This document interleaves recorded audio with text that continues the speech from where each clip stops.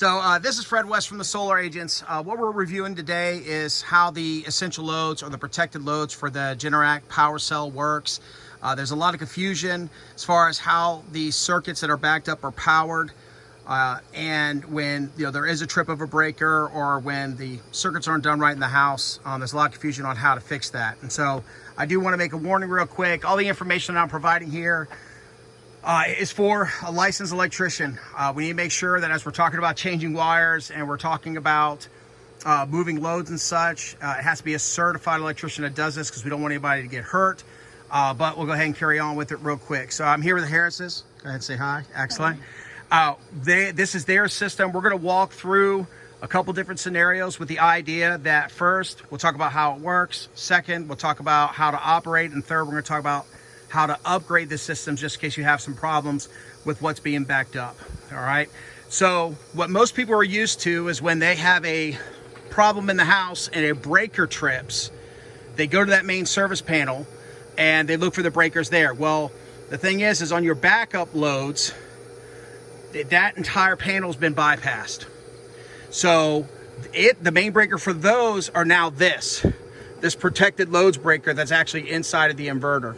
All right. And then this protected loads breaker feeds into this right here, which is our protected loads backup panel. So if one of the circuits that are backed up ends up tripping, you could try to play with the main service panel all you want. It's not going to work. You need to know that the main is right here. And if it's an individual circuit, it's right here. You need to go ahead and turn the breaker on here. All right. But to kind of show you how it works to start, all right, this is their main service panel. So these yellow dots, sometimes they leave them here, sometimes they don't. These were the circuits that were originally requested by the homeowners to bypass for the backup. All right. And if you look at these wire nuts here, these are how you what's called pull the loads, to where they have a conduit down here at the bottom that goes to that essential loads panel, and all they're doing is just bypassing all the breakers here. So if something goes out in the house, this breaker's not connected at all. So it doesn't really matter, which is why a lot of people are having problems with it. All right, so they pull the loads, they go into that essential loads, and then the protected loads breaker, the larger one we were looking at, that one ends up feeding that entire panel out there. All right, so what we're going to do with the Harrises here, okay, is just kind of do a quick simulation on what happens if they lose power to either of these circuits. All right, so I mentioned this earlier, but now we're just going to kind of do a little bit of review. If one breaker goes down, so just lights inside of the master bedroom, okay, how would you be able to fix that? Absolutely. So, and you're putting a new directory over there as well. So unfortunately, this has happened a lot to people.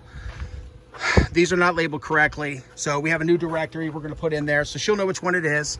Okay. Now, something I will warn everybody, sometimes when these breakers trip, they don't trip all the way. It doesn't even look like they're tripped. They'll just trip a little bit. And so you have to turn it all the way off. See, do you see how that's a kind of a mid trip? It doesn't look it's full. You turn it all the way off, turn it back on. Okay. So now if all of the backup circuits go down, what do you have to mess with? Go to the main breaker. That's it, main breaker right there. That also includes if you want to update the system. So the thing is like I mentioned before, for the Harrises, this cabinet was not right. We didn't have the water. We didn't have all the circuits we need. I think it was the master bathroom instead of the master bedroom. So we actually had to make some updates. To be safe, you would not cut these circuits off inside the house. What you would do, you actually would cut them off right here. That stops the power going to the box. And then that will allow you to touch everything that is wire nutted inside of the box. But you also have to cut off the main breaker for the main service panel, because if you put that back into the breaker, so I'm going to give you a quick scenario of what we ended up doing. As I mentioned before, they wanted the master bedroom and they gave them the master bathroom. So we actually switched it out. And what it is, we undid the wire nuts. We said, okay, we're going to go ahead and put that circuit back into the main service panel because we don't want to overload the panel. So we put the master bathroom back into the main service panel, and then we took out the master bedroom, and we don't use wire nuts. We make ourselves look a little better. But yeah, I mean, that's basically how it works. All right.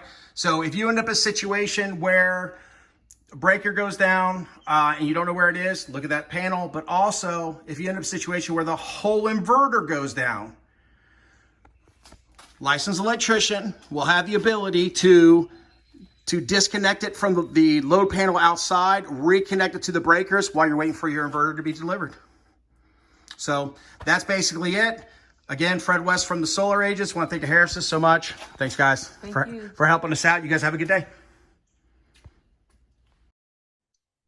Thanks for checking out this video from the Solar Agents. Make sure to check out our channel and our other social media platforms for more solar tips and the very latest updates going on in the rapidly changing world of solar. Make sure to hit that subscribe button, and we look forward to being a continued part of your solar journey.